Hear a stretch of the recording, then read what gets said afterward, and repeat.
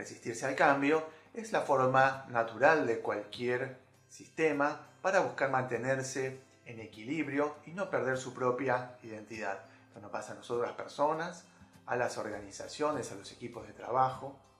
Siempre existe el miedo, la inseguridad, que dejar de hacer las cosas como las veníamos haciendo nos afecta o nos podría afectar a nivel de identidad en la pirámide de Diels. Cualquier amenaza hacia nuestra identidad la consideramos muy peligrosa, por eso vamos a intentar siempre resistirnos. Las transformaciones profundas requieren muchísimo coraje. ¿Por qué? Porque justamente cambian el entorno, los comportamientos, las conductas o competencias, las creencias y valores, y llegan a tocar a veces hasta nuestra propia identidad. Mantener esa estructura es la resistencia a los cambios. Este movimiento requiere mucho coraje para salir, para reciclar, para cambiar, para transformarse. Justamente la resistencia es esa oposición al movimiento de esa estructura nuestra interna.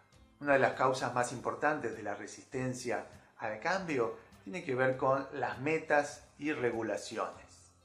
¿Qué son estas cosas? Ahora las vamos a ver. Habernos fijado un objetivo por nosotros mismos o muchas veces los objetivos que bajan organizacionalmente para cada área, para cada equipo, funcionan como reguladores. Estos reguladores son los que causan más resistencia al cambio y ahora vamos a ver por qué. Vamos a verlo con un ejemplo o con una analogía, ¿no? Supongamos que nosotros tenemos en la habitación un termostato que regula la calefacción que hay en la habitación, ¿no? Regula en realidad la temperatura. Nosotros, por ejemplo, estamos en invierno y hace frío en el exterior de la casa, nosotros queremos calefaccionar nuestra habitación, nuestra casa. Si nosotros fijamos la temperatura, por ejemplo, en 26 grados, cada vez que baje la temperatura de la habitación, la calefacción va a encenderse para que se mantenga en 26 grados la temperatura interna de la habitación, independientemente de la temperatura externa del exterior.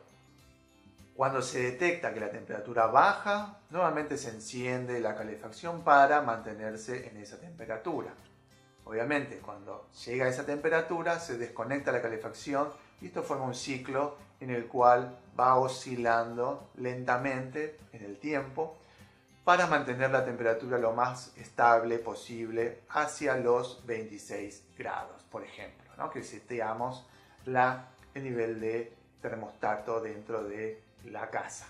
Nadie duda, hoy es obvio, que para regular bien la temperatura en la habitación, lo más inteligente es regular el termostato.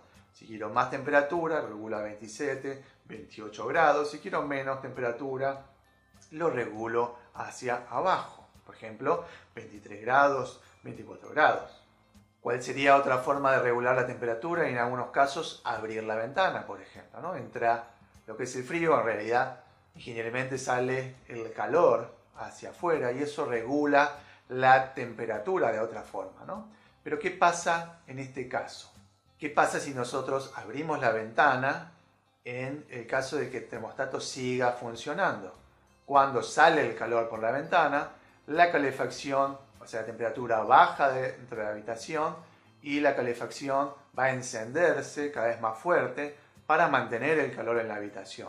Entonces empieza a regular a través de este sistema en el que el calor sale de la habitación hacia el exterior, pero sin embargo la calefacción está funcionando al máximo, con lo cual hay un consumo alto de recursos para mantener la temperatura en la habitación.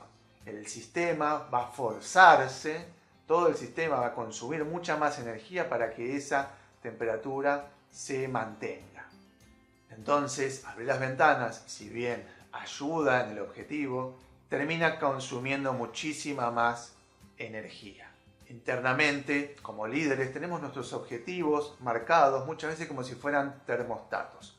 Cualquier desvío, por menos, va a hacernos intentar de que lleguemos a esa meta, ¿no? Esto va a activar ciertas actitudes, comportamientos en nosotros para accionar a través del equipo para que todos lleguemos a esa meta, a esa regulación. Todo lo que también se premia o se castiga dentro de la organización también funciona como regulador. No bajar de cierto nivel y no pasarse a otros niveles, ¿no? Cada variable dentro de la organización tiene sus niveles de regulación y dependiendo de cada estructura dentro de la organización, tiene sus regulaciones. Estas regulaciones, estos objetivos, estas metas, son lo que más interfiere en el proceso de cambio. ¿Por qué? Y porque cada intento de cambio va a hacer que estas regulaciones o metas se vean en peligro y va a haber un sobreesfuerzo para llegar a intentar alcanzarlas. Entonces, muchos cambios organizacionales se manejan a través de abrir ventanas, consumir muchísimos más recursos, que en realidad tocar en ciertos lugares ciertos termostatos para alinear todo el equipo hacia los nuevos objetivos del cambio organizacional. La forma más inteligente de cambio organizacional, más apalancada, tiene que ver con tocar objetivos, tocar regulaciones o hacer esos cambios mucho más inteligentes que consumir sobreexigencia de recursos, energía, tiempo y desgaste emocional en abrir ventanas.